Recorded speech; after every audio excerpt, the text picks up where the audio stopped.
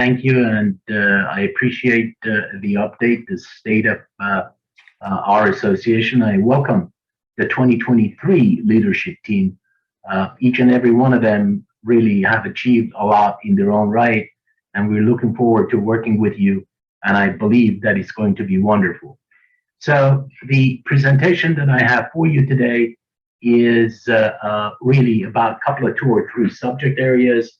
First being an agent disclosure of discriminatory covenants that you may or may not have had exposure to or seen it when you click on any one of those underlying documents in a title report and or a preliminary report. Now, according to a new law, we need to disclose this to the buyer and or your client at the time of the listing. We'll talk a little bit about that. Second, we're going to talk about a subject area that we've been confronted with for about 3 years now, and that's California drought. And there is a lot of emotions and thoughts surfacing that do we really or can we really build as many homes as we need in California with the condition with the drought? Well, it's a nuanced conversation. I'll provide you with some information that I think if you ever get involved with this conversation, you'll be equipped in really providing a perspective that makes a lot of sense. And the third one, we are going to give you an update in the Tri-City economics, mostly though about unemployment rates as well as rents. So without any ado, let's start with the agent disclosure of discriminated covenants. Robert will post a link for the document. This was as a result of Assembly Bill 1466 passing, that you as an agent or broker are now an escrow company and title company are required to provide that disclosure either at the time of the listing in order to be prudent in your risk management or as soon as practicable to a buyer and or a seller. This has to do, by the way, all of these discriminatory covenants have no power at all. However, there may be people that want to remove it from the title report, and there is a process for that. And that's called through the restrictive covenant modification process, which the title companies have access to and or the escrow companies. In other words, say a piece of property is in the escrow and you provide this disclosure to your buyer up until the time of the escrow closing. The escrow company is obligated and the title company is obligated to attend to it and provide it to the recorder's office and get some results. Not necessarily removing it immediately, but so long as you completed your disclosure duty, so to say, by law, then you are in the clear. Now, is there a form? Yes, and there is a link to that, and I've posted that in our chat. That will be the first two documents, which one of them is the quick guide, and as far as the CAR, a letter that is prepared to be able to be provided to the buyer and the seller and or the other broker. Now, Rick Bugnati, who is a committee member on the forums in the state level, will tell you that even that committee is considering to make it part of the bundle of the listing agreement and so forth. So that's as much as I will talk about this thing. I want to chat a little bit about the drought and do we have enough water to be able to build new homes?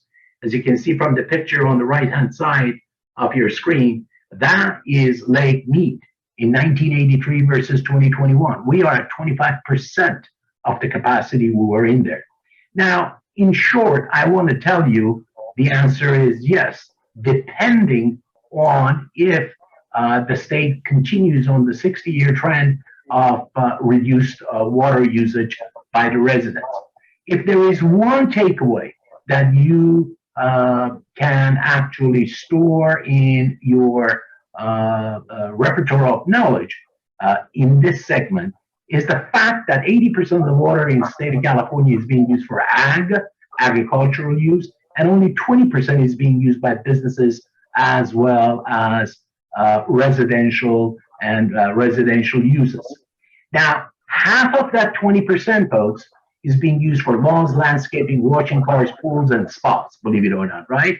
We already knew about this, but this will provide you with some data and information to have ready at your fingertips. New housing, by the way, new housing, the usage of the water for new housing is 1/10 of that 20%. So yes, we can develop new housing, especially, for example, under the regional housing needs assessment in Reno, which Glendale, depending on which figure you look at, is obligated to in the next 8 years to produce, not to produce, but to have zoning available for between 8,000 and 10,000 units. And it's the same story all over the state of California. In fact, 1.3 million homes are supposed to be, or the municipalities are supposed to provide opportunities and zoning changes that can accommodate that. Let's continue with the same drought issue. More people does not mean you need more water. In fact, between 1967 and 2016, we more than doubled our economy. Actually, our economy grew by 5 times, and our water usage only increased by about 13%. Why is that? That Angelinos, and generally speaking in California, we use 44% less water in comparison to 4 decades ago. Well, basically, if you look at the numbers right now, today, we are using about 85 gallons per person in state of California versus 231 gallons in 2000. Of course, the reason is efficiencies, faucets, drought-resistant landscaping, denser development, because we know that an apartment or a condo uses about 72% less water, right, in comparison to a single-family home. And even if you look at in the city of Glendale, we had about 3,400 units that were developed in downtown, and most of it is occupied. Yet the usage of water in the city of Glendale has dropped as opposed to, say, before 2005, 2004, when these apartments start coming online. So the other reason why this should be, of course, of a concern, but should not play a great role is, as you know, California has lost a bunch of population. We've talked about this. Glendale, 1,600, Pasadena, 800 population in 2021. The county in thousands, and the state in 300,000 level. And in fact, that's one of the reasons why we lost one of our seats in the assembly, right? And figuring all of that, then the issue with the drought should be a nuanced conversation, and one that uses data and facts that are available to us as I presented to you. Let's talk about the Tri-City unemployment rate. Right now in May of 2022, where we are, City of Glendale unemployment rate is 4.3%, Pasadena is 3.9%, and Burbank at 5.6%. Now you compared that to the county, obviously, right, at 4.7%. Burbank is the only city in the Tri-City that is higher than the county, and the state level is at 4.3%. We are pretty much in line with the state of California unemployment rate. The year-over-year change has been as such that drastic, there have been drastic reduction in unemployment rates, and almost in all 3 cities. So from the employment end, and by the way, this is one of the reasons the resiliency of the employment right now in the conversations with Federal Reserve and the interest rates and so forth plays a great role. The other thing that I want to talk to you about that you don't hear every day is rents. What is happening for rents or in the arena of rents and the amounts and so forth? The average rent in, not the median, the average rent in the city of Glendale right now is $2,100. Pasadena is at $2,145 and $2,669 for Burbank. Month over month, meaning June from June or May from May, June from May, these are the increases, and all rents have increased. But the 12-month range, in the past 12 months, Glendale has increased by 14.5%, Pasadena by 17.1%, and Burbank by 15.4%. But to put this in perspective, if you go 5 years back, 2 years prior to the pandemic, and now this year, you will see that the 5-year annualized move has been at 2.6% for City of Glendale, 2.8% for Pasadena, and 2.5% for Burbank. With that, I have finished my presentation. I thank you for listening in. And if there are any questions, I'll be happy to answer them. Thank you, Mr. President. Thank you, Greg. Do we have any questions for Greg at this point? There's a question in the chat room. Yeah, there's one in the chat. Oh, okay. Hold on a second. Let me get to chat. Okay. Yeah, I can see it. The question is, what are the bedroom counts? The data provided was from apartment list, so it's an average of 2, 3, and studios and 1 bedrooms. The average rent, when you take that in the past 12 months, on all those 3 categories or 4 categories, the average rent had been at $2,100. Obviously, Greg, this is. Go ahead, Carmen. Sorry, No, and this please. is just for apartments and not houses. this is only for apartments. Got it. And where you said earlier there was an increase of 2.3% for Glendale and something in that range for Pasadena and so forth. Is that the rental amount year over year, or what were you referring to? I kind of lost you. That's the 5-year average. In other words, the rents in these Tri-Cities areas, Glendale, Pasadena, and Burbank, have been at around, the increases of the 5-year average has been 2.3 to 2.6% per year. The reason that I provided that to you is to put that in perspective that, you know, it isn't true that the rents are going up 20% a year every year for the past 5 years. Now, I don't know what's going to happen in the future. Chances are they're going to go up higher. There's no questions about that. And the reason for that is very simple. You need to build to be able to address affordable housing. And until such time that we do that, you're not going to be able to address these numbers in a meaningful way. Let me give you an example. The number of the permits that have been pulled prior to the pandemic versus today, not much has changed. In other words, by the way, and that is a good reason why we shouldn't be as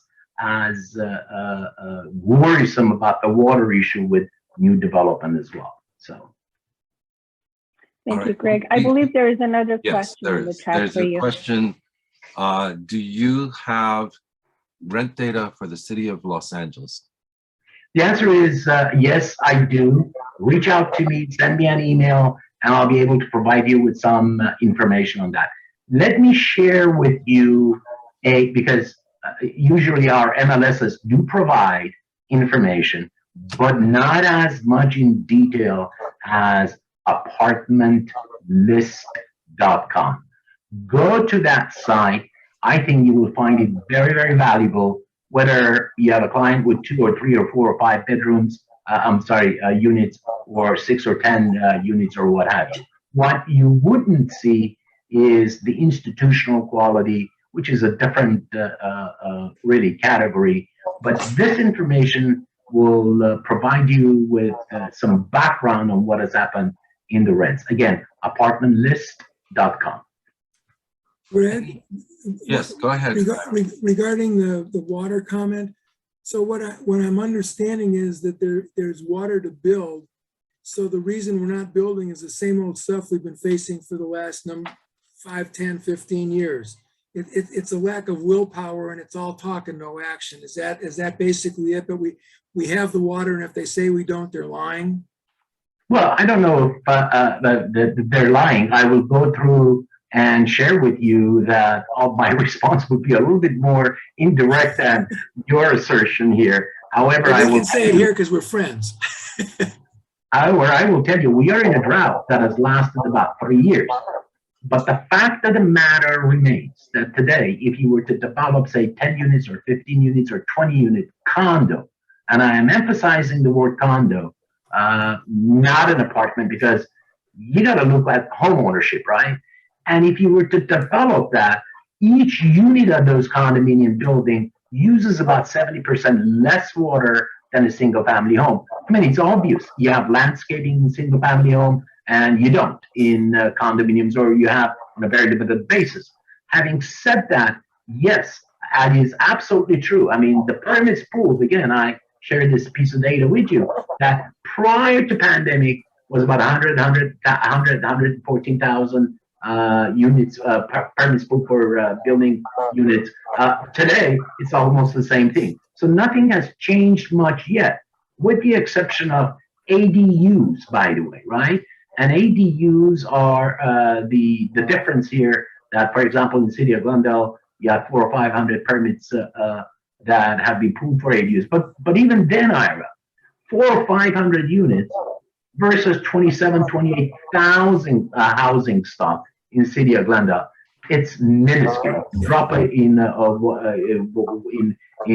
water bucket. So. Yeah, thanks. Thank you, Greg. You always bring us very valuable information.